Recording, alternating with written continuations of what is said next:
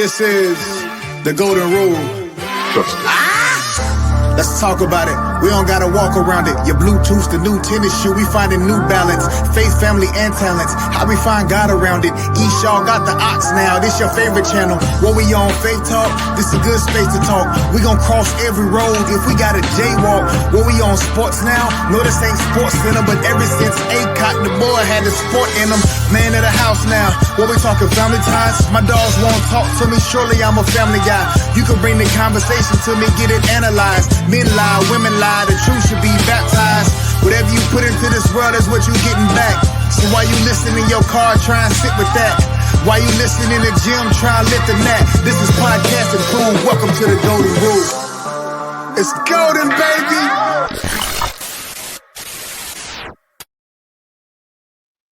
Yo, what's happening? What's happening, people? It is your boy Eshaw. And as y'all all know, this is the Golden Rule Podcast Show. It's a show where like-minded people discuss like-minded things. I got a special one for y'all today. This one for me hits home, right? Because I got two of my esteemed gentlemen, but they're also my first recollection of what friendship is. Like literally. One of these guys I literally knew in diapers, right? And then the other guy I met when I was about 6 years old, man. So without further ado, I'm going to introduce these two guys here. I would appreciate everybody that is watching and tuning in with us today, man. Y'all in for a special one, all right? So without further ado, let me go ahead and bring these two cats on here. First guy I'm going to introduce. He's a seasoned hospitality expert with 7+ years of experience in Huntsville, Alabama, in the short-term rental space department. He specializes in short-term rentals, from the acquisition of real estate to the importance of cash flow. He also has a master's degree in acquisition and contracts, where he had spent over 10+ years in the federal government, awarding over $10 billion. That's 10 billion with a B. All right. His expertise lies in real estate, business consulting, short-term rentals, and government contracts, all while helping clients build strong brand identities and increase customer engagement. He's recently published a book and became the author. The name of the book is titled 7 Biggest Mistakes Entrepreneurs Make Before Leaving Their Jobs. And trust me, I got it. Just got it. I'm about to crack it open. So he's passionate about staying ahead of the curve and helping others find their purpose while starting their business. Folks, please help me bring to the show Curtis Wilson. Kurt, my guy, what's going on, brother? My God, man, I appreciate it, brother. I appreciate the introduction. I appreciate the love, and I appreciate you having me, man. So I'm looking forward to this, man. Long time coming, man, but God has brought us back together to have this conversation, so I'm looking forward to it, brother. Man, we're going to touch on a lot. I'm going to get into the origins of our friendship here. I'm going to bring on the other guests, and I'm going to talk about the origins of how we met. It's very important, and I'm excited for you to share everything you got, man. I appreciate you for being here, brother. Yes, sir. Appreciate you. All right, we'll bring on the next guest, guys. We're going to get right into it.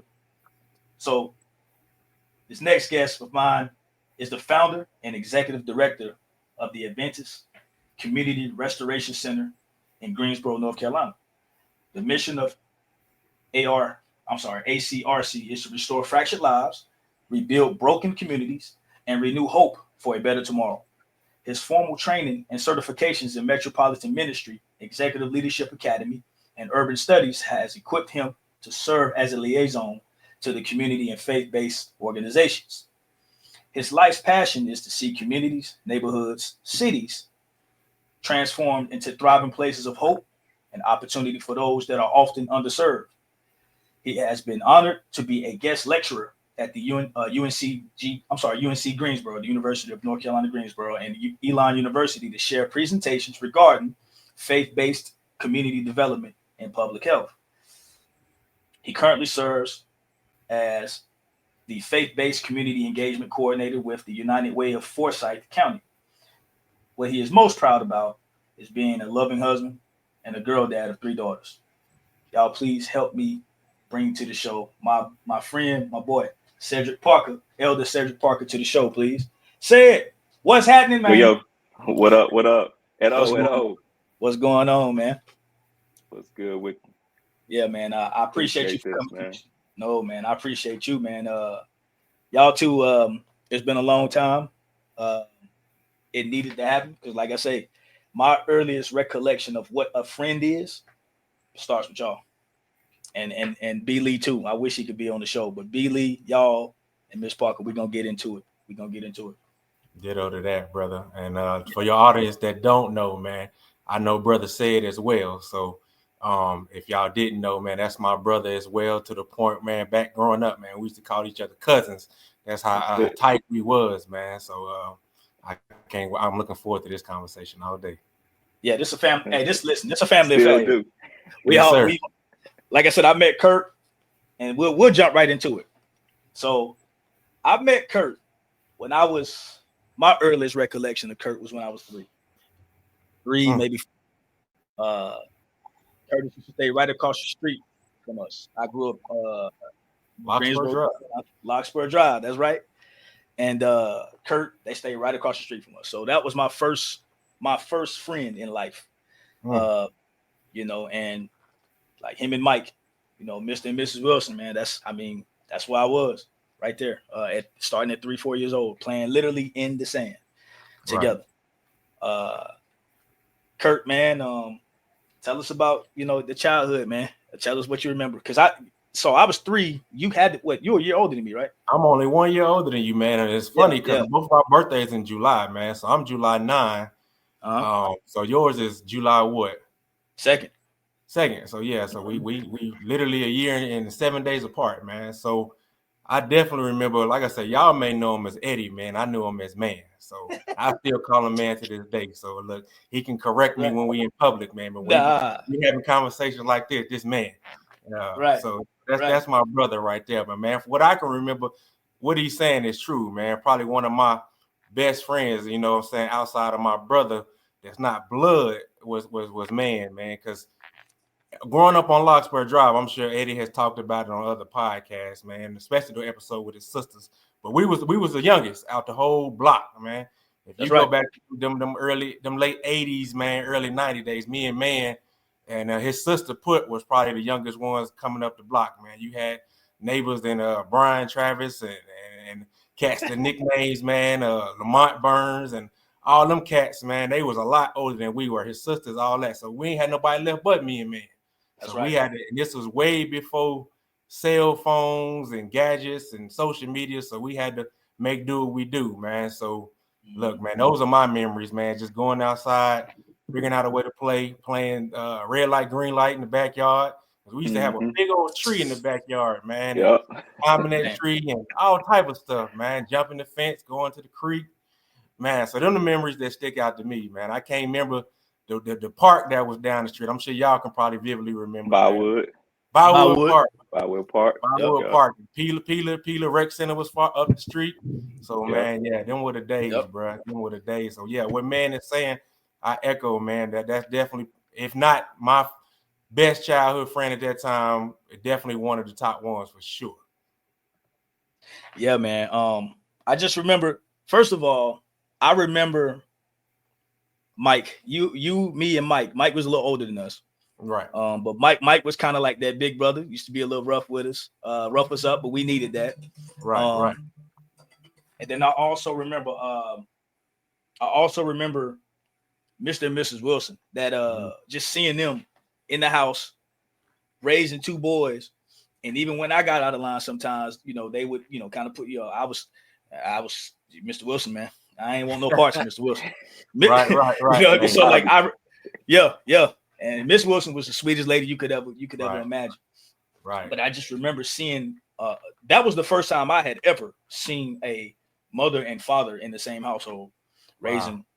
Wow. That was the first time I had seen, because everybody else, I didn't. My pops wouldn't announce my mom's. I hadn't seen it before. Right. So I just, that stuck out to me. And he ain't lying, but we used to play all day outside, man. Just running around, around his front yard, backyard. The whole and then I remember one day, I was probably about maybe 6. So I remember one day we went to the crib, and this when video game, we started getting real heavy in the video games, right? So I can't Kurt, you might have to correct me if I'm wrong. I can't remember what game we was playing, but in the basement, Kurt had this basement, man. Like it was laid out. It was you going fast forward. So you on my castle already, man. So yeah. You see, what? So basement was my castle. See, on Locksburg, we just had that 2-bedroom house across the street, man. You had my parents' room and my room. Me and Mike shared the room. So if you fast forward to probably about me in the 7th grade, give or take, and maybe you in the 6th grade on my castle when we transitioned over there. That's where the basement. And I think I probably maybe know where you're going with this story, but I'm gonna let you finish. But yeah, I think I remember that. I was trying to throw in when I first met Ced, because I first met Ced. Was it at Larkspur? It's probably my castle, because probably my castle. I think I first met you was playing football. We was playing football. That's right. In the backyard, somebody's backyard. You remember I ripped your shirt? We talk about it, but I remember I ripped your shirt. you were man shirt? You was scrambling trying to do the little Eddie Shake or whatever, man. I grabbed your shirt and ripped your shirt. I was trying to bring Ced in there. So I think that was when I first met Ced. Was when we was playing football. And I was like, that's when I met Ced and B. Lee, right? When we was playing football out in the I want to say it was in the field beside your apartment. Or was it in the backyard? Somebody's backyard. Where was Mike? We had to go through a cut. Yeah, we had to go through a cut to get to wherever it was. It was some townhomes, and in the back of the townhomes they had like a little strip of land. That's what we were playing. My castle? Yeah. Okay. So we had to get to the cut. We had to go to right. Say it again. Woodley Lakes, right? Woodley Lakes. Yeah. Yep. So I think Mike Carrington and all of them was playing with us then, right? Yeah, Mike was the big dude, right? Nah, Mike was the little fast dude. Mike Carrington was the little fast dude. Mike. Yeah. So I believe that's when I first met you and B. Lee. Yeah, he used to go when he run. Yeah. You remember that joint? Yeah. No, so that's when I first you mentioned the shirt incident, because I think I remember that, because man was a hothead, bro, if I recall, bro. Like he used to get pissed, like drop off a hat. So I think I remember you ripping that shirt, and I don't know if he wanted to fight, but he definitely was. He was bad. He was hot. He was hot, bro. But that's the first recollection I had of Mike. Of Ced. That's when I first met Ced and B. Lee, and we played the video game down in your basement, man. You had that basement laid out. I think, if I'm not mistaken, we was playing Greatest Heavyweights. Oh, that sound about right. Yeah. That was the game that we played a lot. Greatest Heavyweights, bro. And I remember y'all boys being that and that doggone I want to say, was it football, NFL, Montana football or something like that?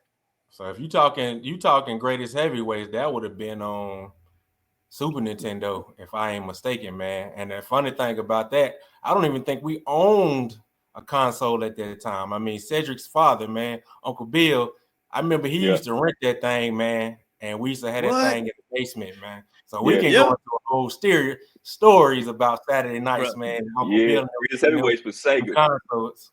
Sega, that's right. Sega joint. We had a Sega. On that a lot more, but it might have been Greatest Heavyweights, man. Yeah, man. Yep. So that, like I say, this is what kind of shaped. We talking about, shaping character. Seeing people who had, similar interest in hand. Football, first of all, we all was some football dudes, and I want y'all to get to some fish stories too, man. Like when we used to go fishing, because my wife don't believe I actually used to fish a lot, man. Because my wife she's a fisher. And she don't believe that I used to fish a lot, but these are the boys here, babe. Well, I used to fish with often.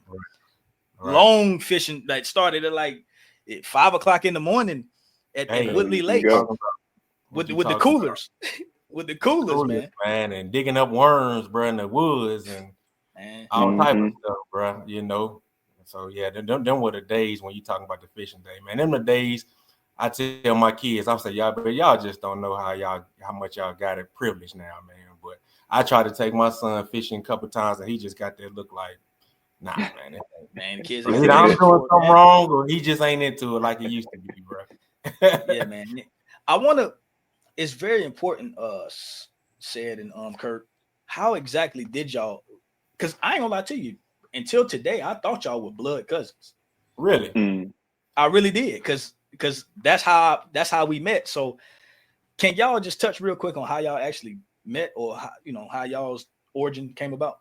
Yeah, and I'm gonna let Ced jump into it, and he can piggyback or take the baton and run with it, man. But actually, my mother and his, what is it? How you want to say it? Say my mother, his uncle, which is Uncle Roy, wife, are cousins. So down the line, we are cousins, through marriage for sure. Right. So when my Uncle Roy, which is Cedric's Uncle Roy, which is his dad's Uncle Bill, they're brothers. Right. Okay. And I got they you. had two boys. They had two boys, and Justin and Edwin, which is Cedric's first cousins. Yep. And we was all around the same age. So when they would come to Greensboro to hang out, they would pick up, Uncle Bill would pick up Brandon and Cedric to come over too. So you still talking best times. Late 80s, early 90s, man. Yeah. At the same time. So say you can take it from there. Yeah. That's basically it, man. East Market Street, Seventh Adventist Academy. That's what it was, man. And started there with I call up still Aunt Joetta, teaching there, and then of course Curtis and Mike. And every Saturday afternoon, Curtis's dad would do like a Bible study. He was always real into having people over to study, and so my dad would come over, and so man, they would have a group. It'd probably be 10, 15 people down in the basement, man, and they'd be downstairs. All the adults would be studying, doing stuff, man, and then the kids would be upstairs, would be playing games or going outside or whatever. And so I think that's probably how it started, just us coming over to the house on the weekends. And it was just love, man. We all would get together, have fun. I think the best times when like you said, when Edwin and Justin would come over. Man, I got stories for days, man. We got the Nintendo taken away because we upstairs, on Saturday we were supposed to not do anything. Right. We be in there playing the game, trying to be quiet, and then all of a sudden, man, I know Ed gonna get me, man, but Ed be like, man, why don't y'all cut the game back on? And then somebody hears downstairs like, what y'all doing, man? We got the game up. Right. Yeah, man. Yep. I remember Justin and Edwin, man. I met them a couple of times through Ced, of course. But I do remember that, and it's crazy how you link these chains link up through different people, man. So right. Like I said, you bring it full circle, man. You like Ced say, man. At the time, it was called East Market Academy. I think it changed names a couple of times later on. But the same with that church school, man. That church school, what street was that church school on? I can't even. The church. It was a church, but just so happened to have a church school within the school, man. And maybe at the time, man, from pre-K all the way up through 8th grade, man, it might have been 100 kids, man. Your cousin was there, what I'm saying? God rest her soul, So I got stories for days, because like I said, we talked about offline, man, because I'm in Alabama now. When I left Greensboro, North Carolina back in 98, late 98, man, that's all I can still remember. So seeing you guys as fathers and stand-up guys and entrepreneurs now, man, it's mind-blowing, man, because like I say, when I left, that's all I remember. So when I go back to Greensboro to talk with y'all, man, I still had them conversations like we still 12 and 13 years old. And y'all like, for sure. Yeah. And what's crazy, Kurt? So like when we was, like I say, about from like 3 and 4 years old, an event happened. You don't even know about it, but an event happened to where we had been taken from our mother for years, for about 3 years. So you talk about we going from playing every day, like literally every day, till that changes. Right. You know what I'm saying? Then we got, once I moved back with moms, I was about 7. Right around about 7 years old, we moved back with moms. Now, we go back to seeing y'all again. But I think by that point, y'all had moved to Woodley Lakes. That's when we moved to Woodley Lakes. Yeah, because you don't at the time I didn't understand it, but I knew you didn't have no choice but to move wherever your parents told you to move. So by that time we moved to Woodley Lakes, I think that probably was around the same time you may have left to go stay with your dad. So that gap, we was over there, and then I don't even know how we found out you moved to Woodley Lakes. Obviously, you was at a public school, and we might have been either at the lake or playing football. And I'm like, wait a minute. Football. Yep. We were playing football, bro. Yeah, we were playing football. No, that's like, it was in 95 because we moved to Woodley Lake in 95, right? Yep. So we playing in the field, and I'm like, wait, man, I think Kurt may have had, Kurt used to Kurt had the Kurt used to come outside and play in the school uniform. Yeah, like, the pants, the white shirt, light blue shirt, dark blue pants, shirt, bro. With the Kurt dark used to be outside playing in the uniform. Him and Mike, wait to get outside. I'm like, man, know this dude, bro. Man, we reconnected, and it's like never left, bro. Never left. And like I say, them stories vividly still stick out of my hand to this day, bro. So I'm anxious to hear y'all story. I hear Ced stories every day. Not every day, but every year, man. We chop it up still to this day. But to hear your stories, man, in between that time from then to now, man, I look forward to it. Man, you got you talking about the uniform? You got to remember Kurt had the box. Kurt had the box. The Gumby. Kurt had that's the style, the hot top box, man. Kurt used to be, man, like I'll never forget, man. I used to I didn't run with a whole lot of people because when I moved to Woodley Lakes, I just didn't know too many people over in that area. It was a whole new area of Greensboro for me. But once I found out Kurt lived over there, man, like, of course, and I know you probably got this from other places, Kurt, but everybody, the cats I used to mainly be around that lived over there, like AJ, Bruce, and all them boys, they used to kind of say, man, why you dressed like that? Like, because they ain't understand the uniform. Nobody around there wore Nobody uniform. Nobody knew in a private school. Yep. Yeah, they knew about the church. Yeah, people knew about that church, man, but they was like, wait, that church got a school? And they could never, you found out, and Ced probably can attest too, man. You talking about almost every week, man, trying to explain private school. Why your parents just don't send you to public school? What? Y'all don't do this, y'all don't do that. What's up with that? Yeah. So, man, you had the pressure and that had to be stand up 24/7, man. It was a lot, man. But I'm looking forward to this day, though. I admired it because it was different from what I was used to. It looked like to me, I've always felt, man, them cats are super disciplined. This is something I probably couldn't do at the time. That's why I was thinking about it back then. Right. That's why I never questioned it or never, like antagonized it, so to speak, because it was for me, it was honorable to be like that, man. Looking back at it now. To jump in the real radical or before its time type of movement that it was, you talk about an all-black school. Yeah. With all black teachers. Right. And so when you think about just, we talk about the time we living in now, you had individuals who were dedicated to teaching children, not only about spiritual things, but also math, science, English. And so there's a lot of stories, man, of people who either left the public school and came in that school. And for the first time, they got that smaller class environment that helped them excel to get to the next level, man. We got folks like, you might not know them, Ed, but like Brent, Henson, Rocky, these guys went on to do great things. We had folks who just needed an opportunity and get around people who believed in them instead of tolerating them, celebrated them.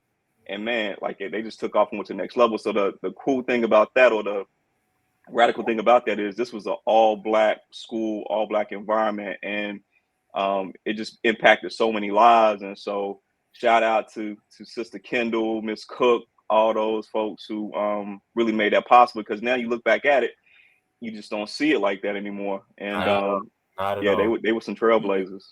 For sure, man.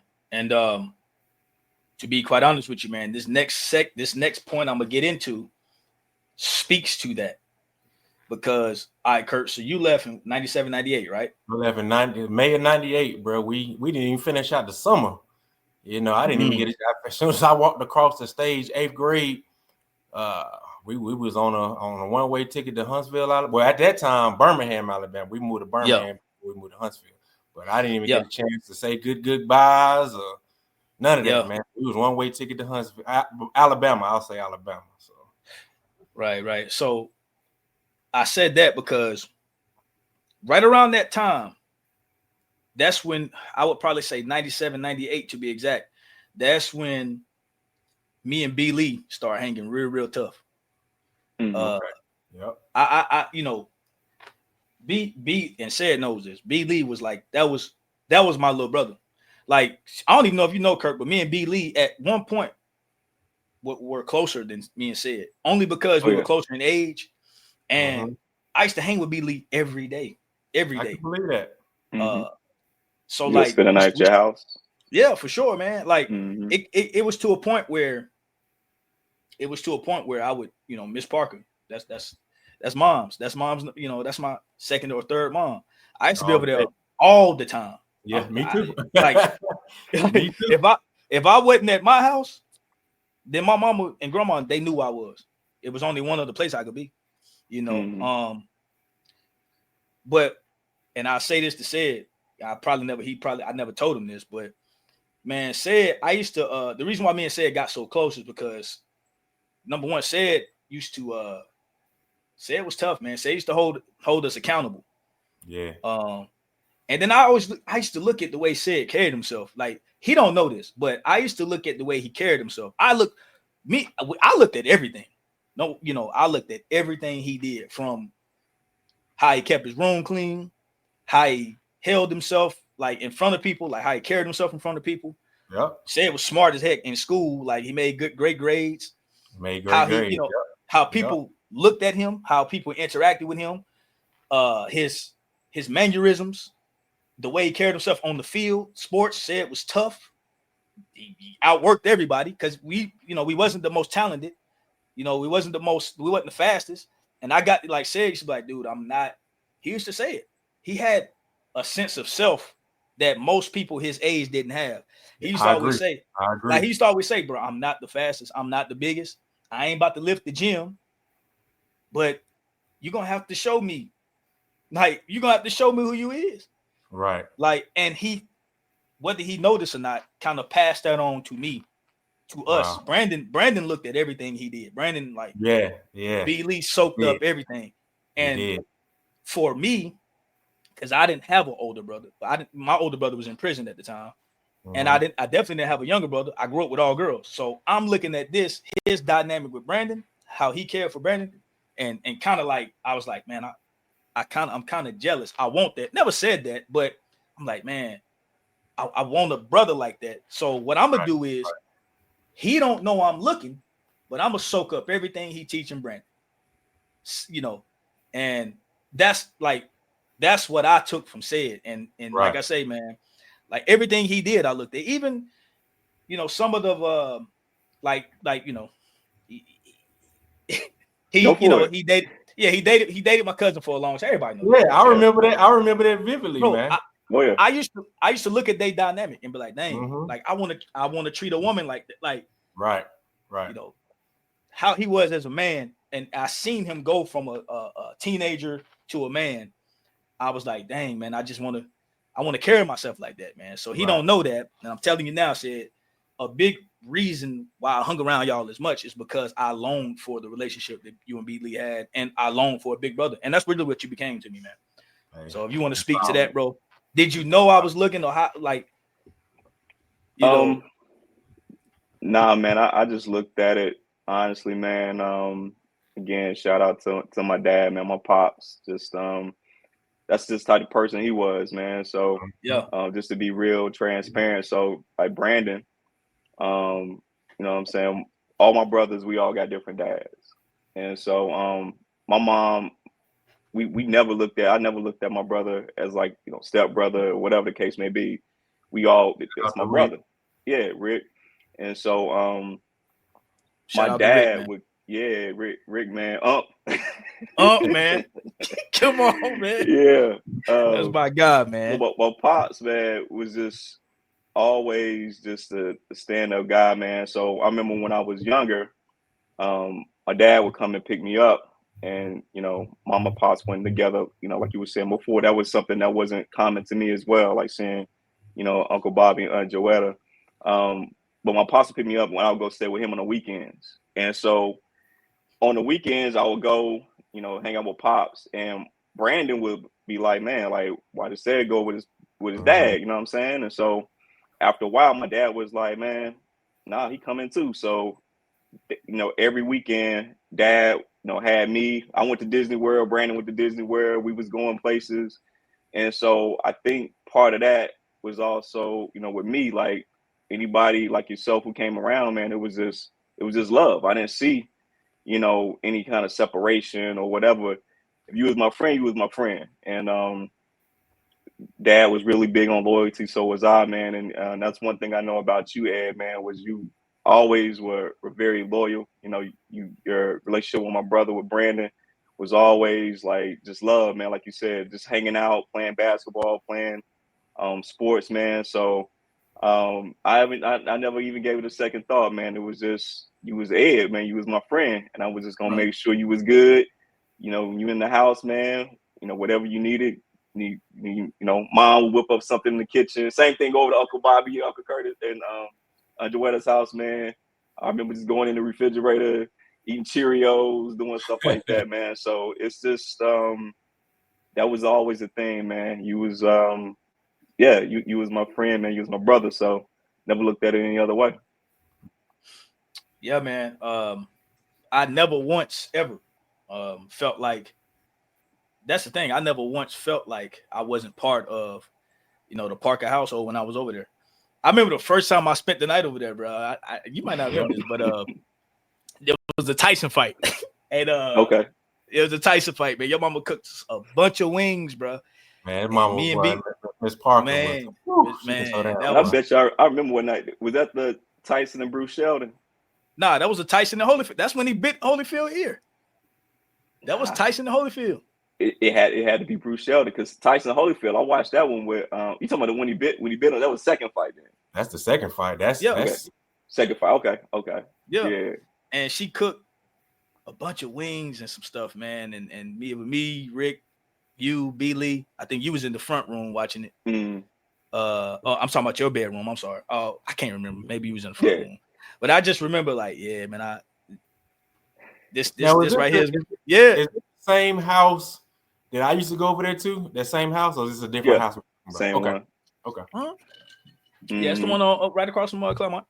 Okay. But ever since that day, man, I never once felt like I wasn't part of the household, man. Like I say, the countless football training that you used to give Brandon and me in that field across the street. Hey, that field across the street. Man, like, it was just, bruh, it taught me how to care about somebody who wasn't a blood relative. Like I say, man, you know how I felt when I had to leave to go to college. Man, that tore me up, bro. That tore me up because B. Lee was my little brother, man. And the countless talks we had, man, just going around the neighborhood. I felt protected when I was with Sid. And we wasn't in no beautiful neighborhoods either, man. We didn't know, at least definitely on our side, we didn't know that Locksburg Drive, Claremont area, brother, that was considered the projects, man. We didn't know, because it was a lot of love. It was a lot of love over there, man. Man, those countless, Claremont versus Kings Forest football games. Forest. Oh yeah. I mean, shout out to Mike Ebron and D Moore.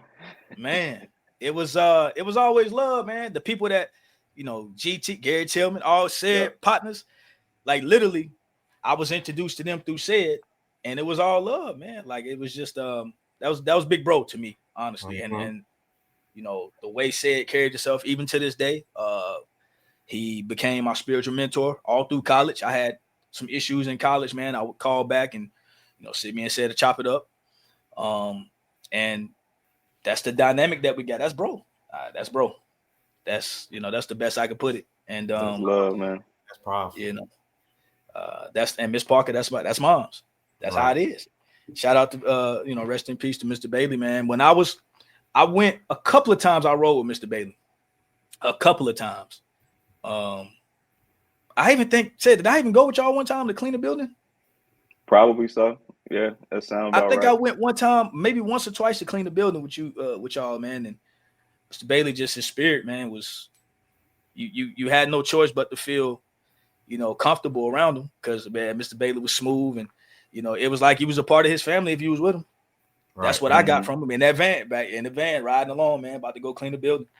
Right. And so you call him, I call him Uncle Bill. Uncle Bill, subconsciously, now I'm listening to y'all talk subconsciously. Uncle Bill was probably the first entrepreneur that I've probably came across that, you know, outside of some people in the family. Because if I recall, not only did he do that cleaning, he owned his own taxi cab. It's before Uber lived all that stuff. He owned his own taxi cab. And my dad used to drive Bluebird taxi, and Uncle Bill used to drive the yellow taxi. And I remember my dad used to have, because he didn't own his own taxi, he had to give a piece to the owner of the car. But we would talk to Uncle Bill, and Uncle Bill used to try to get my dad to own his own taxi because all the money he made went to his pocket. I never understood that. You know what I'm saying? So now I'm thinking about it, I'm like, he was a genius, man. And not only that, man, he was a serial entrepreneur because he used to clean carpets. I remember he used to come clean our carpets every now and then. So I'm like, he was always, man, a stand-up guy when it comes to entrepreneurship that I had no idea at the time. Now that I'm reflecting on it, man, that was the first snapshot of what I saw entrepreneurship was, man. So for sure. That was dope, man. For sure, it was for me. Yeah, Toss a special dude, man. Just also throwing there too. I think he was one of the first African American folks at the time. He ended up driving for like Pepsi and Coca-Cola to have their own route. So, you know, most of the routes were given to, folks who weren't African American, and so he was one of the first people here in the Triad area to have his own Coca-Cola, Pepsi-Cola route, man. So that spirit, like you said, Curtis, of entrepreneurship, even when he was young, man, bought his first home probably in his 20s, man. Wow. And so, he was before his time, man. So I miss him, but conversations like this, man, it's always good to hear these stories, man. Still with us. Yeah. Man, I appreciate it. Salute to Mr. Bill, man. Salute to Mr. Bailey. I want to jump into where you guys are at professionally, man. I think it's important. I'm gonna start with you said. I read off the accolades in the introduction, man. I just want you to elaborate on that. You know, your passion. You know, you're passionate about what you do, and inform and tell the people what you got going on, man. Because I think it's very important. Appreciate it, Ed, man. And it's even hard to talk about stuff like this without also, giving credit to, you guys and especially Curtis, man. Man, my journey with nonprofit actually started, man, it's been a minute ago. I remember going down, in a couple of weeks, my wife and I, she went to HBCU down in Huntsville called Oakwood University. And so her best friend stays there, and we would go down every year to go see her best friend and go to this alumni weekend. And, Kurt at the time, man, was doing some amazing things. And I can't remember what game it was. I remember it was the Alabama game. Was watching the joint on the big screen, and Kurt had his folder, man. And in his folder, he had his paperwork for his nonprofit, man. And we just started chopping it up about, how nonprofit works, and, here's what you need to do. And, even when you name your nonprofit, this is how you want to position yourself to get a grant and blah, blah, blah, man. And at the time, I'm like, man, this is crazy, because I'm thinking, man, I ain't no way in the world I could do this, because it just takes so much time and effort and paperwork, blah, blah, blah. And Kurt was like, nah, man, here you go. I still got it somewhere. It's probably over here in one of my boxes, man. Took that, man. And again, like you were saying earlier, Ed, man, just the work ethic of just kind of staying with it. Checking in with Curtis from time to time when we run into certain situations like articles of incorporation, so on and so forth. And eventually, man, God just opened the door. Met some really good people here in Greensboro. Shout out to STC Consulting, Dr. Catherine Ado, kind of pushed me over the edge, man, to finally file my nonprofit articles of incorporation, everything in 2019. And pretty much HCRC, man, is just it's a community development corporation trying to uplift those who are underserved, man. We focus on 4 areas: character and leadership, health and wellness, economic advancement, and education. And so, we've done some great things over the years. we partner with Second Harvest Food Bank to deliver allow over 1 million pounds of food to be delivered to families. We've also done some things, especially during COVID. We established a food network working with different churches and nonprofit organizations to get food to families. Because if you know, when school is out, a lot of kids, that's their breakfast and their lunch. When they go home, they might not have food. So when school was closed, that was a big issue where the kids couldn't get enough food to eat. So we were actually able to partner with some other organizations to help that. Currently, man, we're trying to work on some after school programming, and also trying to work into the space of doing some things around like financial literacy. And so that's going to be more so on High Point, man, but really excited about it, man. My wife, she's helping me out, man. She's great at grant writings. And so she was actually working on some grants today. But man, really, when it boils down to it, it is really about kind of what we talk about here. It's like giving the same opportunities to young men, especially African-American young men and women, the same opportunities we have. Like, I really believe some of the answers to the world's problems are found in, some of the most unlikely places. Kids is not given a chance. The person who will probably cure cancer, probably over here right now in a Title I school. The person who has the opportunity to come up with the next, Facebook or innovative or creative idea, but they just need the opportunity. They need the extra help with the math, the science. And so ACRC is just trying to play a small role in that, partnering with schools, partnering with neighborhoods and communities to just help give that extra boost, man. And so that's kind of what we're doing right now. We're excited about it, man, and looking forward to some potential partnerships in the future. Yes, Ed. Man, that's huge. And I remember one time I came home. I came home on the break, and you was like, "Hey, Ed, I'm out here, and I'm gonna be out here in Ray Warren tomorrow, man. We're throwing this event." And I'm thinking, oh, Ray Warren. I don't know, Sid. I don't know. And this is at the time Ray Warren wasn't no joke. But I went out there, man, and the event that you had on the basketball court, man, all those kids and people, man, came together in harmony, bro. And it was I was impressed is the understatement, bro. I was a taken back, bro. That's the best way I can put it. Praise God, man. The food that you had out there for those people, man. The music, people was like literally the basketball court was full of people playing ball, laughing. I didn't see nobody upset. And this is people for those who look. Everybody in Greensboro, Ray Warren. It's it's a troubled community, and not saying that people are trouble. It's just the environment.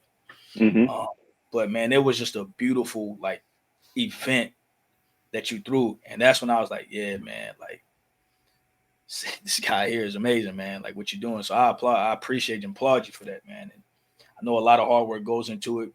Thank you.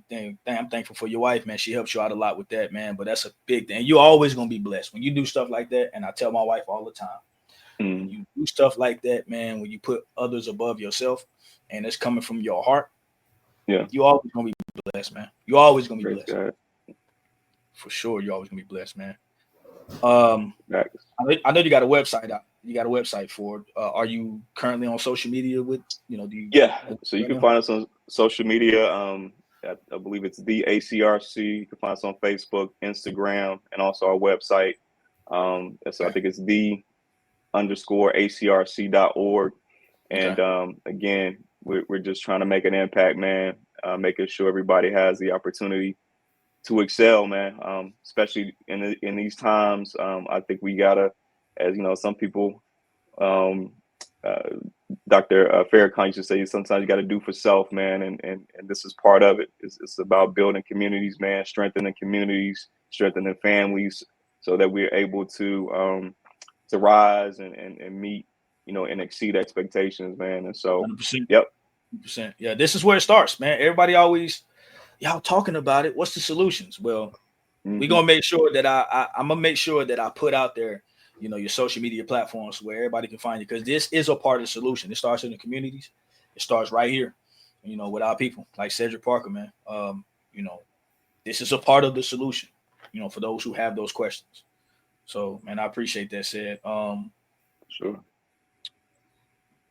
Kurt, and we're gonna touch back base with you on that as well, Sid. But Kurt, I want to real quick elaborate on your professional, where you're at right now with it. Explain kind of to the folks what you got going on, man. Yeah, CEO. Man. Yeah. CEO, come man. On, come on, big. Man. Come on, man. Come on, man. CEO, author, man. Yes, sir, man. That book right there is definitely a truth of where I'm at today, man. When I talk about the 7 biggest mistakes entrepreneurs make, those are not all 7, or shall I say, not all inclusive of every mistake that one is going to make when that transition, but those are the biggest ones. I can attest to that, man. Mm-hmm. But where I'm at now, man, like Eddie said at the beginning, man, I'm currently in Huntsville, Alabama. For those that have not heard of it or never been there or whatever the case may be, but we're town up and coming in Alabama, man. And where I'm at, fast forwarding from leaving from Greensboro, man, we moved down here, like I say, back in '98, man. So moved around a little bit from Birmingham and then kind of just dived into Huntsville back in 2000 or so, and just kind of been residing here ever since, man. So if you're familiar with Huntsville is a engineering city. I mean, PhD city. When people talk about as smart as the rocket scientists, no, Huntsville has literally rocket scientists here. The city is booming, man. So you have no choice but to be around an environment of smart people. A lot of money flows through Huntsville, man. So fast forwarding, after getting my undergraduate degree at University of Alabama Huntsville and a master's degree in acquisition of contracts, man, I worked for the federal government for about 10 years. So we're talking probably from 2011 to probably 2022, give or take, right? Probably in the middle of COVID, give or take. And contracts, man, for the federal government. So when Eddie was reading off that bio a little bit, yes, I had the opportunity to work with the federal government and award, billions of dollars to federal contractors, man, from buying stuff from paper products all the way up to missiles and things of that nature, man. So understanding and learning that, man, it was kind of a sense of it's people out here doing big dollar things, man. And I'm looking at some people that look like me and you guys, man, and we're not, for lack of better words, eating off of this type of stuff, man. Mm-hmm. So I'm trying to figure out, okay, not only in that space, man, what can I get into to kind of get my piece of the pie, for lack of better words, man. And I had a mentor, Jamal King, bro, that I kind of found out through E.T., the hip hop preacher, who had a guy on his team that was called Jamal King that was in real estate, man. And he talked about everybody, for the most part, is in real estate, just what side of the street are you on? And I never knew what that meant. Mm-hmm. So either you're the landlord or you're the tenant. When people say, well, I own my own house. Well, you're still a tenant to the bank in some way or form. So until you own that thing outright. So just kind of understanding that whole gameplay, man, would just kind of set us off to where we're at now, man. So long story short, man, in my professional career, we have short-term rentals, Airbnb. A lot of people know it as Airbnb, but there are several platforms that you can do short-term rentals on, and we're blessed to have about 13 Airbnbs in the Huntsville area, along with multifamily traditional real estate that we have traditional tenants where I'm the landlord, me and my wife. So long story short, man, that's what I do here. Our company is Acquire Home Corp. You can go to acquirehomecorp.com and you can see more detail and all our credentials. And shout out to my wife, man. None of this is possible, as you gentlemen know, or as married men and standing by. None of this is possible without that significant other, man. So when people talk about having to help mate, it's nothing like having that wife, that support system to get you out through this. Because while we're building this brand of a short-term rental space and getting this information and consulting and all that, man, she's holding down the house. She's raising kids. She's making sure we have hot meals. She's making sure things don't slip between bill payments and all that, man. So this entrepreneurship journey, this venture, man, would not be what it is without the support of my wife, man. So shout out to her and shout out to you guys, wife, because I know you guys can relate to that as well. Absolutely. 100. Yeah. 120%, man. I know 120%. As much as I work and I'm trying to build this business up as well, man. My wife definitely, man. y'all know she is a huge reason why I'm able to even do what I do. Even with all the extracurricular activities I do, she's a huge reason and a motivator as to why I do what I do, man. So yeah, shout out to my wife and y'all wives as well, man. They they rocks for sure. They are definitely rocks. Right. Yes, sir, man. Kurt, man, I want to touch base. You say, you spent 10 plus years with the federal government awarding over $10 billion. $2 billion. $2 billion. I'm sorry, $2 billion. Kind of touch base on that, and how does that translate to, kind of help because again, we talked before the show. It's a lot of people, man, that are looking to, buy their first home or get like me. I'm possibly looking into getting into commercial real estate. Mm-hmm. So my question is, how would that type of information, that, government, funding or awarding over $2 billion with a B dollars, how does that translate? That type of information? So with government contracting, man, in a small scheme or big scheme of things, man, the federal government is probably, if not the number one buyer of services and products across the world. I mean, if you were just to simply Google how much of your taxpayer dollars that the federal government spends on things, man, it's probably mind blowing when you start looking at that dollar, man. I mean, like I said, we might even be talking close to $1 trillion a year just in federal funds that we spend on. So in that space, man, I had the opportunity to be in a room with generals and 2-star generals and people, and just listening to how these people talk and think, man. You talking about just a wealth of knowledge, man. So for me and mine, understanding how to speak that language, how to understand, okay, when you're talking about submitting proposals and, doing bids and getting your numbers and stuff straight, man, that stuff is on a level that I could have never even consumed or even fathomed that was stuff that we even bought. I mean, when you're talking about the government buys buildings and everything that the government buys have to go on a contract. That's just mind blowing in itself. I mean, we do it every day, but we don't understand it because it's just so repetitive and just so natural that we don't understand every transaction is a contractual transaction. Anytime money legally exchanges hands, that's a contract, man. Whether the contract can look in the form of you buying gas and getting a receipt. That's a contract in its own self. So for me, federal government just kind of helped me understand the language of how these people think. And then, of course, when you're talking about the dollar amount, I'm like, if I'm personally not responsible, but had a helping hand in awarding $2 billion just in my section of my team, I can imagine what it was for across the board. Right.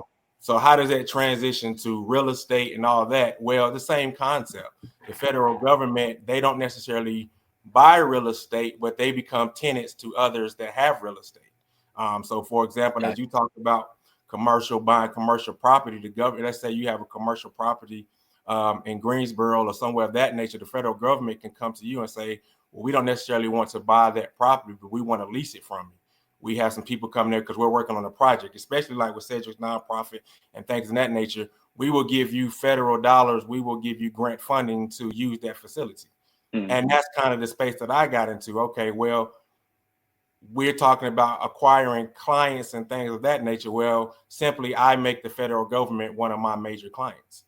And that's a whole different thing that I can go into, but on just a top 50,000 foot view, man, that's just kind of how I got into it, by just being surrounded by those individuals that in that space.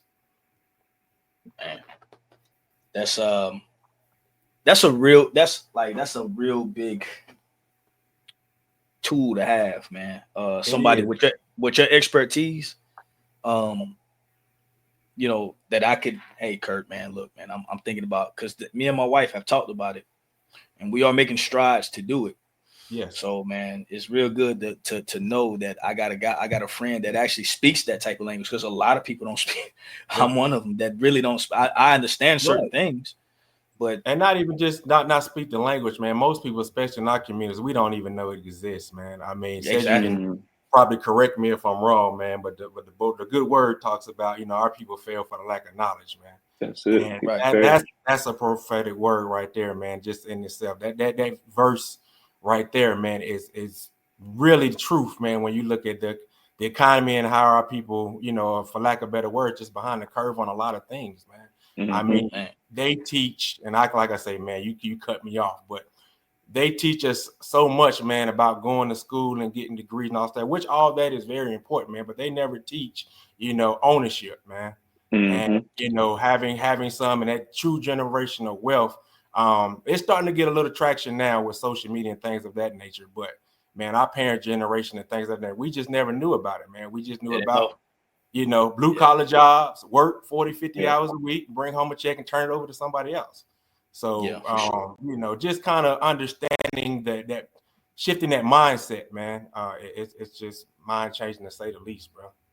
For sure, man. Said, I want to, big part of what you do is serving. Yes. Big part of what you do, Said, is serving. Mm-hmm. As you know, we started having these kids. It ain't about us no more. It's there's that service, man. Is 24 hours, sometimes 25 hours. You said one of the proudest things, you're most proud of being a loving husband and a girl dad of 3 daughters. Talk to us about that, man. You got 3 girls, man. How is that? And I got 3 boys, or 2 boys. Third. So.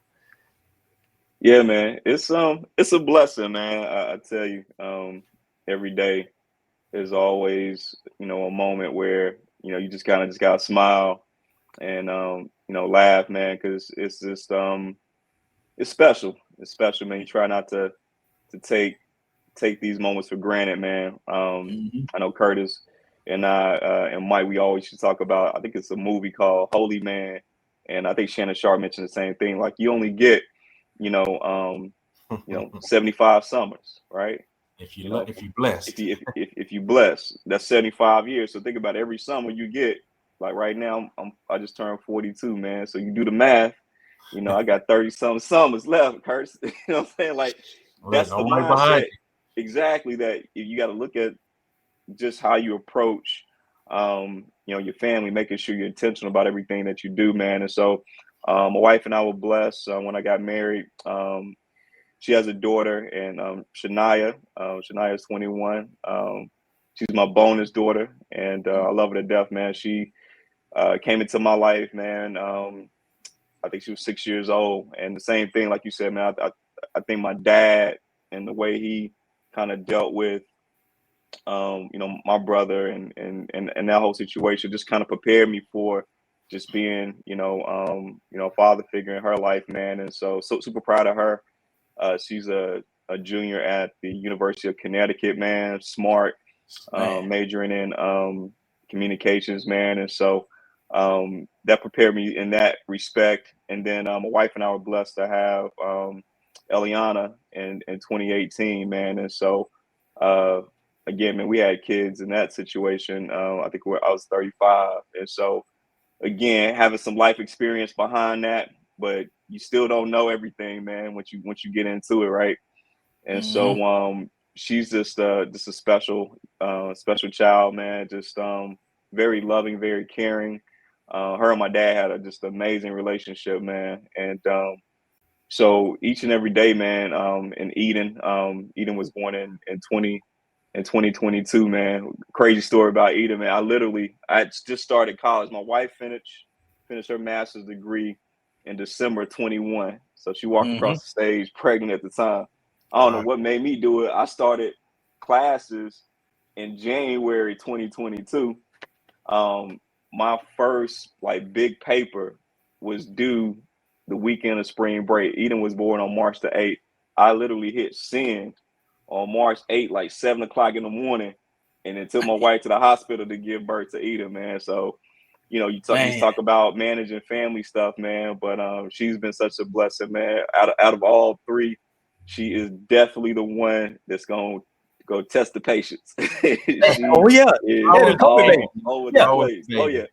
She's gonna try every single thing, man. But at the end of the day, man, I think it makes you a better man. When you really start to think about, I think a lot of these times now, I think about like my parents, my mom and my dad, how growing up, a lot of times, we thought they knew everything, right? And then you look at it like, I'm the same age my dad was, when I was born, or so on and so forth. And so it just kind of makes me reflect, like, man, they was really going through and thinking about how they gonna make sure the bills are paid, how we got food on the table, same things that I'm doing now. So it just kind of makes me think about those things, man. And the biggest thing, and I was, going to actually ask Kurt a question too, because what I love hearing is like what's going on right now currently with the federal government. Like, Curtis, you had the foresight, man, and I don't know if your job would have been impacted, but you got out when a lot of people now losing their jobs, man. Right, in the federal government. And that big thing about freedom, Ed, man, like the thing that I cherish the most now is spending time with my girls and my wife. Is how do we get that freedom to be able to do that more, right? You only get those summers. Man, I want summer, spring, you know what I'm saying? I want all the seasons. Right. So how do we position ourselves to be in that place, man, where we're still being able to have that residual income, where you don't have to actively be there to earn that dollar, but you can have real estate, have stocks and whatever whatever other vehicle to bring in, revenue. And so that's really what it is, man. So just trying to spend more time with them. But like, I would love Kurt to touch on that, man. That freedom thing and coming to family, that's huge, man. That's huge. Yeah, and what ET, shout out again to ET, hip hop preacher, man. His big thing is, what's your why? He always asks, what's your why? Why do you wake up and do what you do? And at the end of that, it should be a why. And for me, it's like said, it's freedom and family. And Cedric has a book, 9 to 5 Millionaire. Jamal King talks about these pillars, man. And these pillars are, he probably gonna hold up the book now, man. But then they talk about these pillars, man. And I might mess it up, man. But it's freedom. No, it's faith, family, finance, fitness, and freedom. 5 F's, man. And he literally wakes up every day, and I'm following it to a T myself, and wakes up and follow those F pillars, man. And when you put things in perspective every day, that is men, man, you wake up to that, man. You're definitely, that's your why, man.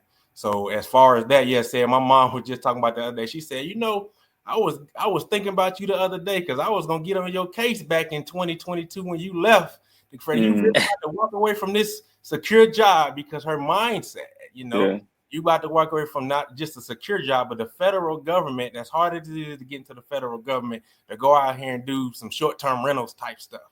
Boy, you crazy. So fast forward 3 years later with all this stuff going on, she's like, God obviously had a better vision, because me back then, Ma, God got me. This is what I'm gonna do, and look where we at now. So I mean, it's just a testament, man, to following God, man. Like I say, without getting too spiritual, man, the faith is real, man.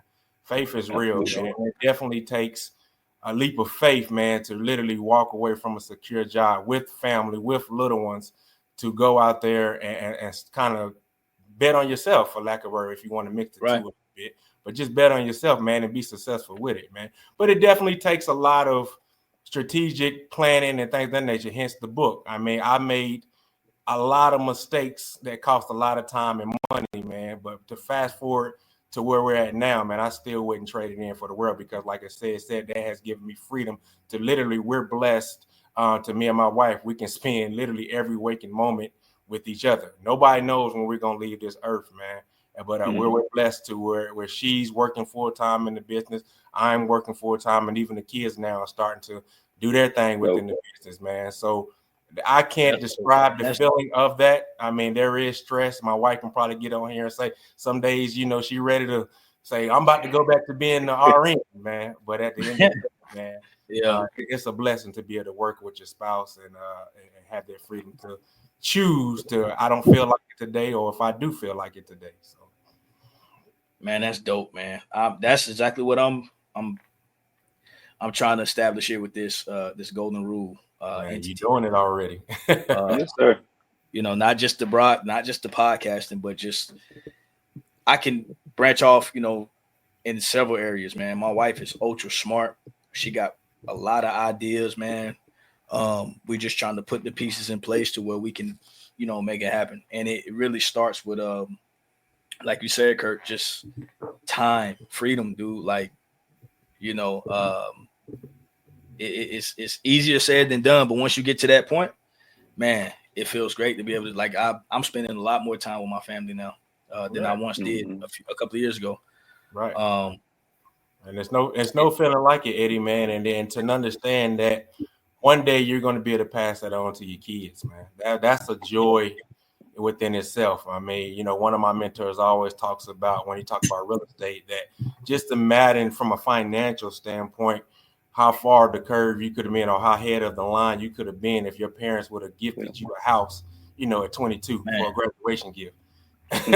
I can do a whole story just on the benefits of that, man. So you can just imagine that. So, but the fact that we have the information and knowledge where Cedric can pass down, whatever ventures or whatever he has going on outside of the nonprofit, or you can build up the golden rule, man, and be able to pass down that whole empire down to, man, your boys. And it's just mind blowing, man, when you start thinking about it. And that's the fulfillingness of it, man.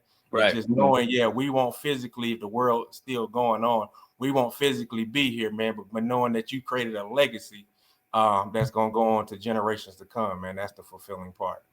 For sure, man. Kurt, touch base on, I know you got a couple of kids as well, man. So, man.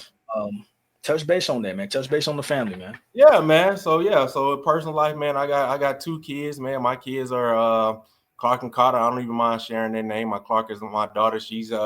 She's about to be 15 this year, man. So I might be calling Cedric to get some tidbits here, man. Look, she got a little special friend. I don't really use the boyfriend. I call them special friends. Man. Right. He's a good guy, man. He's a good guy too, man. Respectable kid. So she's she's in the 8th grade. She's getting ready to go on to high school here in the fall. And then I got my son, man, my bread and butter, man.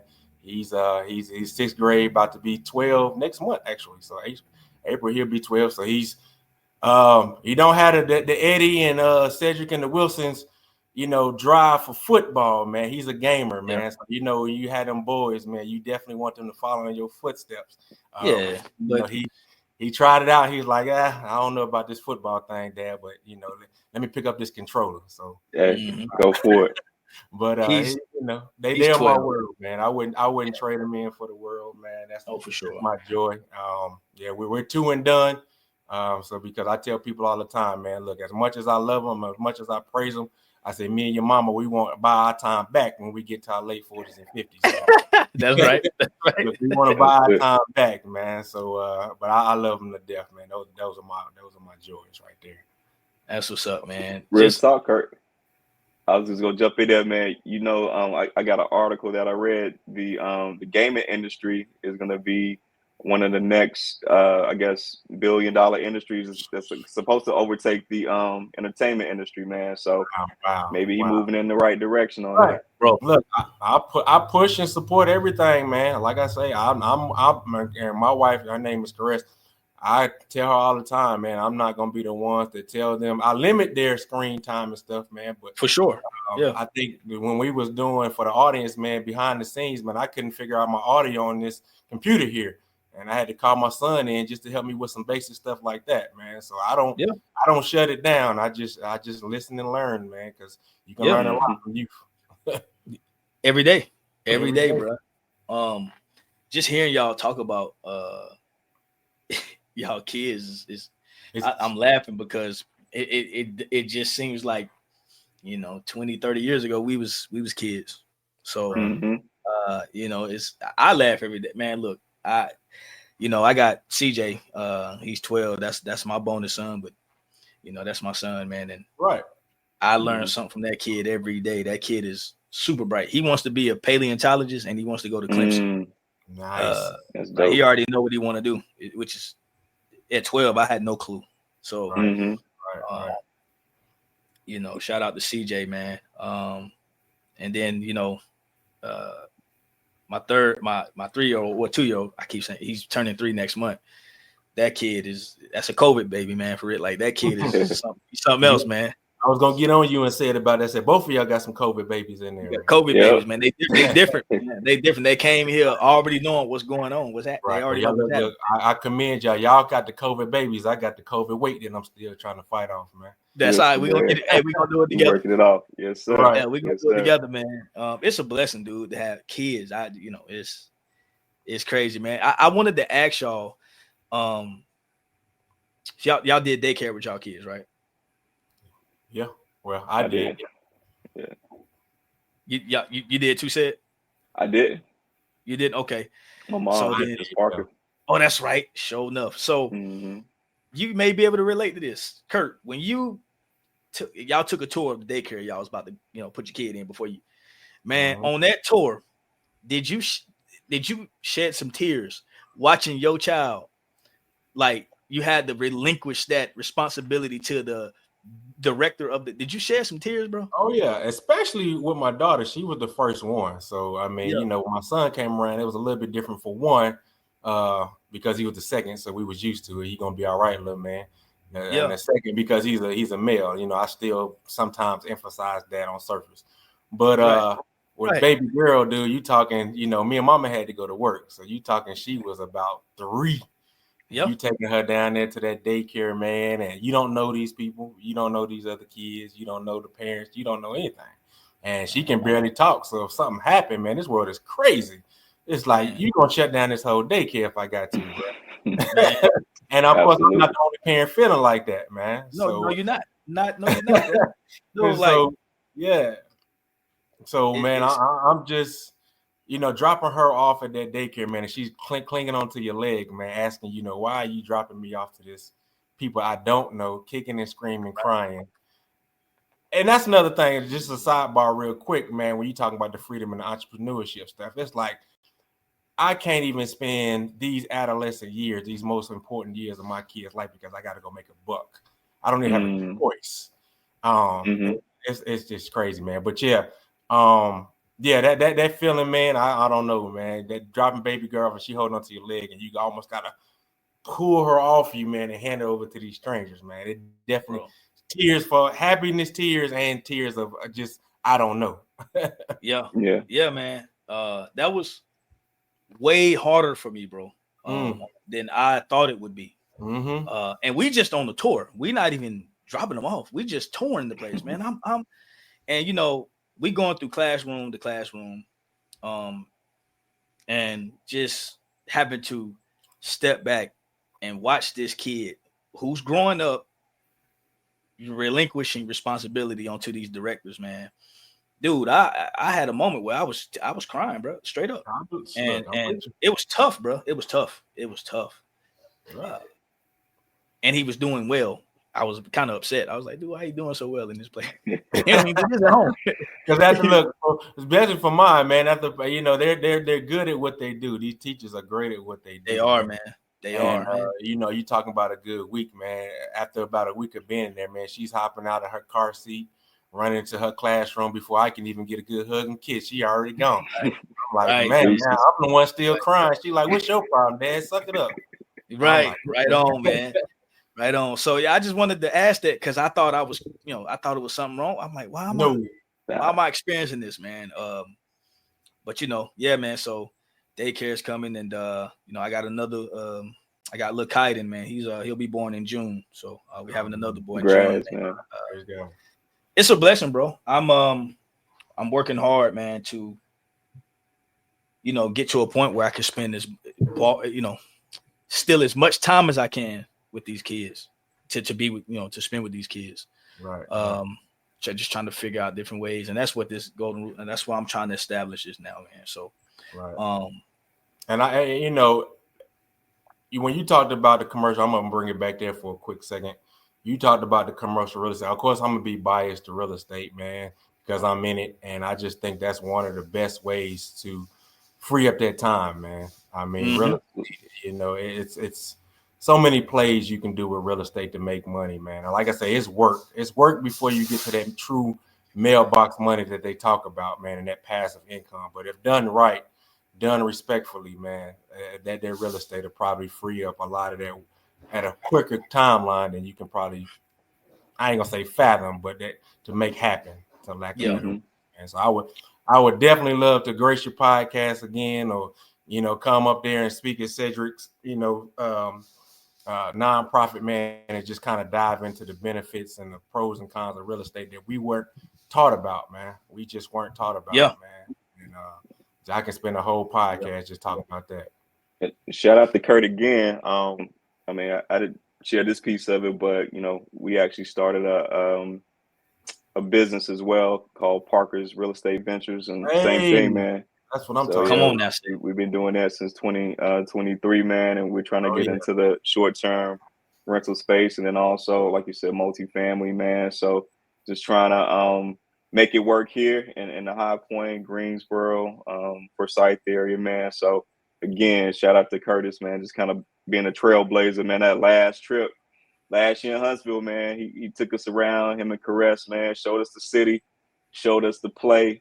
And once I asked him this one question and he told me how to do it, I said, listen, taking this back to the crib, man, and get up on Come on, man. We're getting close to getting that first one established, man. So, yeah. So I'm gonna have to take a trip down the hunt. So what you telling me, said, is I'm gonna have to take a trip down there. You got to get the play, man. Come on, look, come on.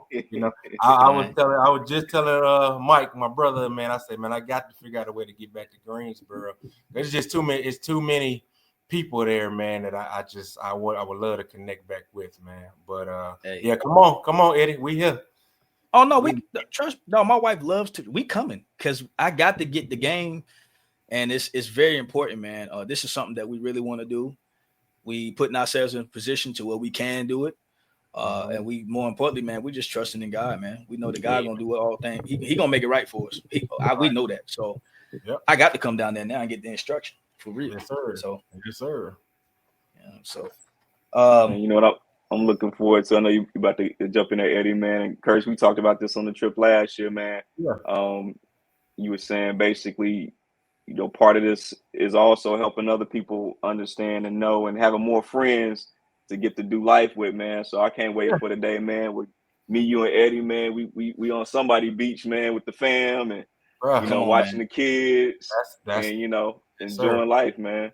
So I can't wait to see that day, man. I know it's gonna come, man. So speaking that to existence, man, where two or three are gathered. So yes, sir. Hey. Look, I'm all for it. As Eddie said at one of the last lines of that bio, man, I get joy and seeing other people succeed, man, and whatever venture they're in, man. And I get it even an extra joy when it's real estate, man.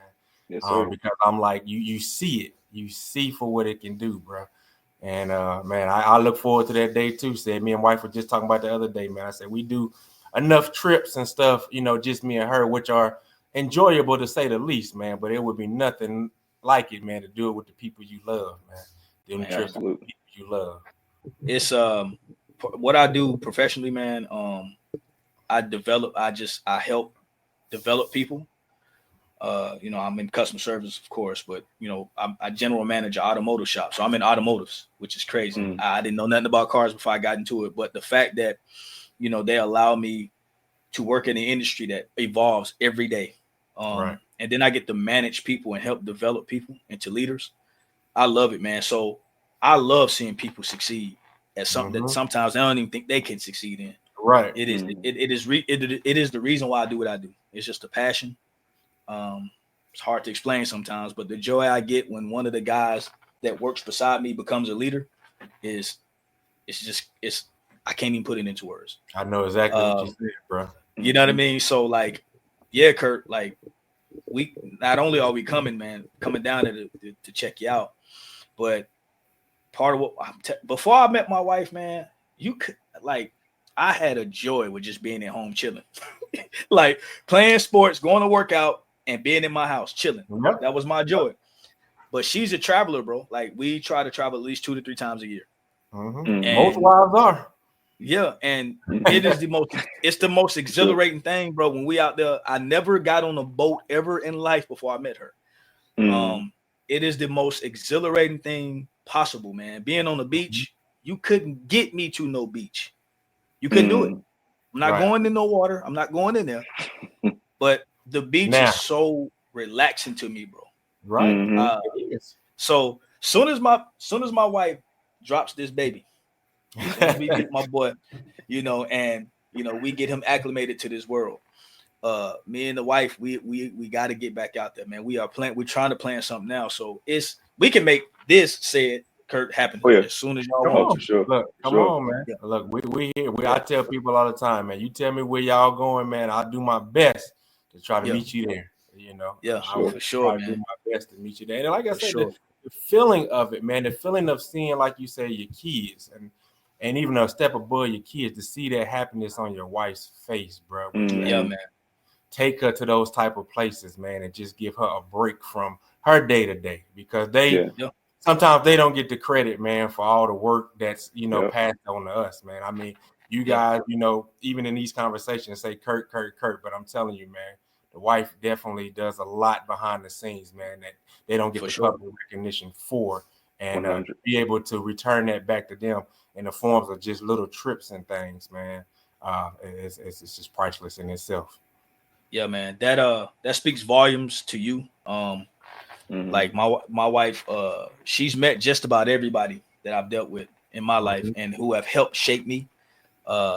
Said, have you met my wife? She came out to one of the football games. That's right. Thanksgiving games. Yeah, before y'all were married. Mm-hmm.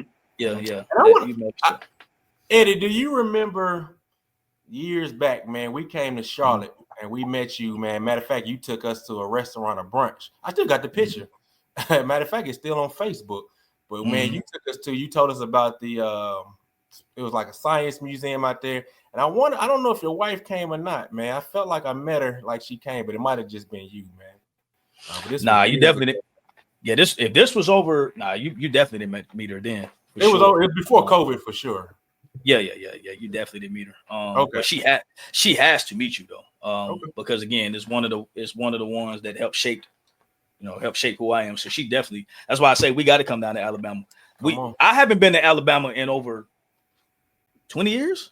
Oh man, it looks nothing like what you remember. I promise. Oh, I bet it don't. You know what I'm saying? And I don't think she's ever been down there either. So that's gonna be something that we're looking forward to, man. Especially when you're talking about engineering and stuff. My wife is ultra smart, like she's open to new things, man, new places. So and then of course, we talking about the real estate thing, which is something she's definitely interested in, man. So we got to get down there, bro. We got to get down there for sure. I'm always trying to sell Huntsville, man. Look, man, come on. Look, I've been trying to get Cedric to come on, pack up and get down here, and whoever else, man. You already know. I'm the only one holding that up. My wife will move tomorrow. Right. Hey, that's how my wife. Hey, if it makes sense, she worked from home. Yep. So, if it makes sense, fellas, I'm gonna wrap it up in a little bit, but I cannot forget to stress the importance of this conversation today, man, and more importantly, just we got boys, we all got we got kids. Let me say that the importance of stressing good character that we try to build into our kids and how they choose the friends that they bring into their lives. Right. Again, a big part of the reason when I went all the way to Oklahoma to go to college, right? And it was just something that I had to do. But certain morals and certain principles and certain ethics that I looked for in people were created from this. If you really didn't have anything going for yourself, or if I felt like you didn't have certain characteristics that I seen from other people in my life, I really couldn't involve myself with you. And we all got something going for us today. We all make mistakes. We learn from them, right? And we make ourselves and people around us better. Yep. So I cannot stress the importance that in you guys, man, and how big of roles y'all played. I can still remember certain things from 3, 4, 5, 6 years old. You can't do that unless the people that are in those memories with you meant something to you, or left a lasting impression on you like that, man. So I cannot stress how important it is, man, for y'all guys, man. So I'm gonna let y'all say y'all lasting remarks before we get out of here. I'll start with you, Kurt. Yeah. So, look, man, I appreciate this opportunity to just connect with you guys, if nothing else, man. Like I say, man, this is just a conversation, man. And the catch up, it just so happened the camera's on now.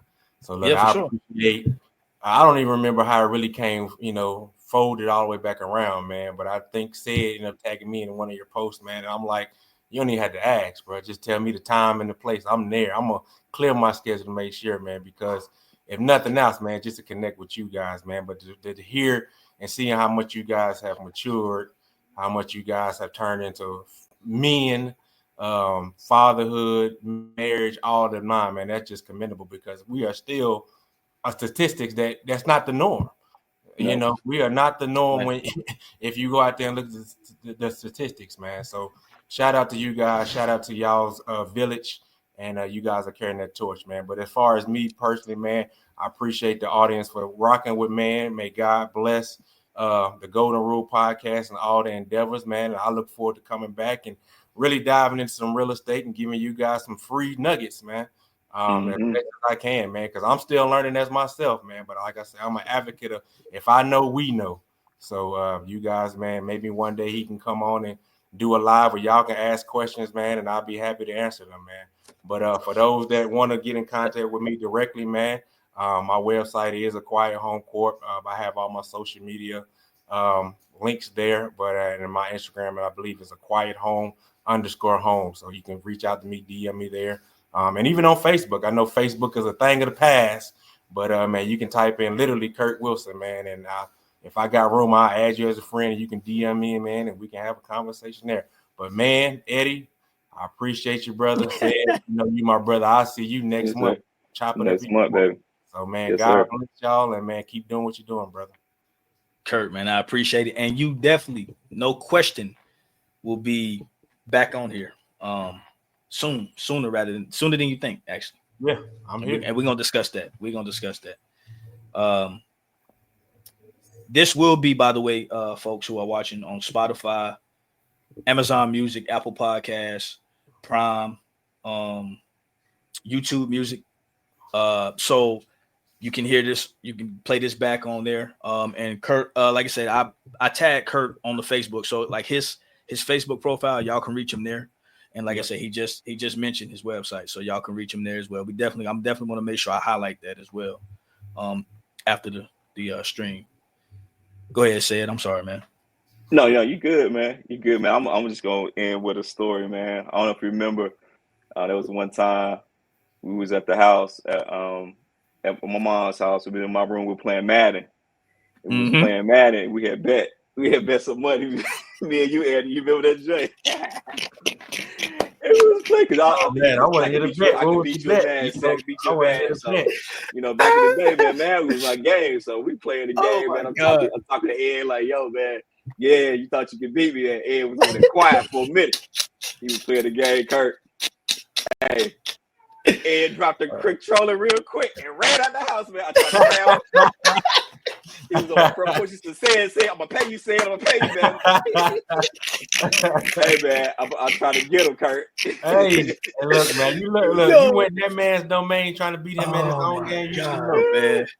Hey, man. Nah, because, remember that day like yesterday. Oh, my God. I'll never forget. You had the dog. Who did I have? See, yeah, I know you had the dog. Yeah, Patrick Sertain. I remember playing with him. So, I know he played for the Dolphins at the time. Yeah. Yep. Yeah, man. Oh, my God. Hey, you should know not to challenge Sid in them video games, bro. Especially his own game. Way back. Ooh, that's way back. I remember that, man. Oh, my. Hey, Sid. Hey, that boy Sid. I hit that corner, man. I hit ran that out the house real quick. Oh, my God. Hey, that boy Sid tried his hardest to get me. Listen, man. Hey, after I missed that first initial little grab, man, it was a wrap. It was gone. Hey, Kurt, the funny thing is, Kurt, he ain't lying. Hey, I was running down the street talking about some. Hey, son, I'm gonna pay you, man. I promise you, man. I'm gonna pay you. Yo, man. Oh, crazy, man. But yeah, it's always been about his bread, man. Don't get it man. Don't let the past fool y'all. Oh, man. He's always been about their bread. Yeah, that's that BC, man. Yes, sir. Before Christ, man. But this is nothing but love, man. I enjoyed the conversation as always. Love being on the platform, being able to talk about just real life stuff, man, and about, business and family and friendship, man. I think, one of the things that you mentioned, friendship for me, when I look back at over my life, has been something that it's just been a blessing, man. God has blessed me with some really amazing people, man. Like, we've been friends, man, like you said, over 20, 30 years. And just being able to see where each of you are now and what you're doing, man, it's just amazing, man, to kind of see, where we've come from, man. So just ACRC, if you want to get a chance to kind of check that out. The website is out there. It's _ACRC. You can also find us on Facebook and Instagram as well. Doing some really good things in the community, trying to empower people and more so, especially during this time where a lot of folks are, fearful about what's happening. We want to be that entity in the community that's providing those basic needs, whether it be food, education, financial literacy, being able to, like, that mentorship component. And so if you're interested in supporting or even just learning more, check us out on social media, check us out on our website. And again, Ed, man, I really appreciate this, man. And it was actually, man, my birthday. Yeah, put the post out on my birthday, man. And that's right, I couldn't think anything else. Yeah, man, appreciate it, man. And so, we shot that in there like, yo, man, all I want for the birthday present, man, is jump on the podcast with Kurt, and the rest is history, man. So we made it happen, man. Fellas. Yeah. I'm loving it, man. Gotta do it. And looking forward to that day, man, where, like we were saying, man, we laid up on somebody's beach, man, with the kids, with the fam, man, just kind of looking and enjoying life, and realizing, like, yo, like, this is a dream, man, like living a dream, man. For sure. So we're gonna make it, man. It's gonna make it happen, man. It's gonna happen. Definitely gonna make that happen. It's happening sooner than later, man. And later. For sure, you already know, man. We gonna legally figure out a way to make that into a business trip, because that's gonna be Come on. Tax write-off, man. But that's tax write-off. Hey, yo, that's Curtis' favorite word, man. Hey, podcast from the beach, man. It's gonna be paid for you by your sponsor of the Golden Rule, man. That's it. So, come on, let's get it, bro. Let's go, man.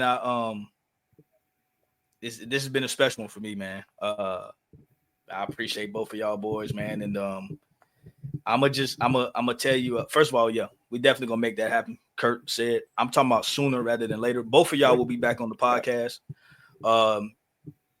This is part of the reason why I created this podcast. Is because I talk about a lot of things that a lot of people don't talk about.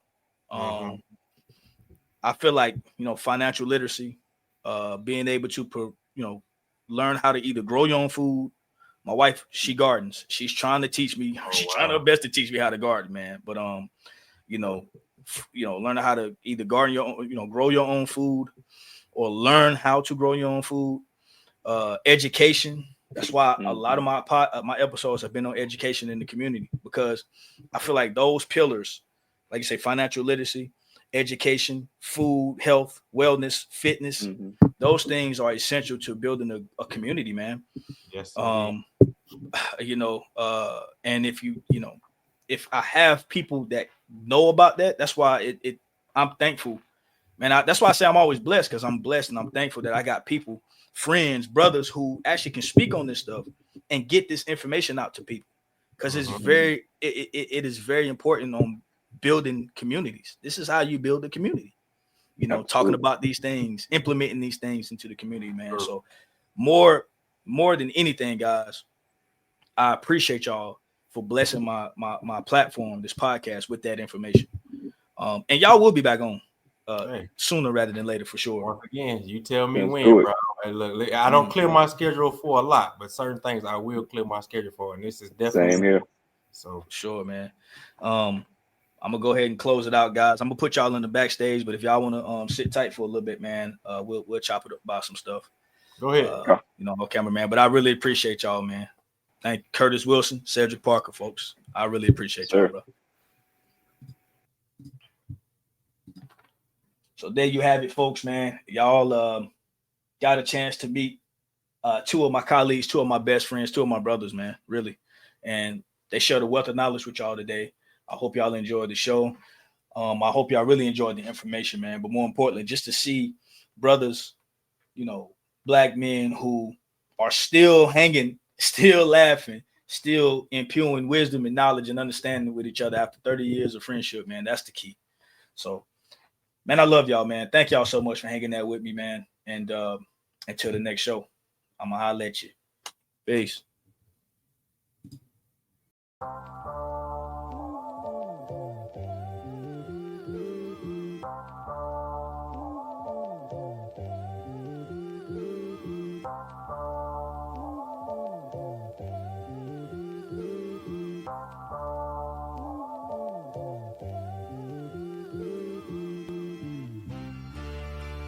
This is the golden rule.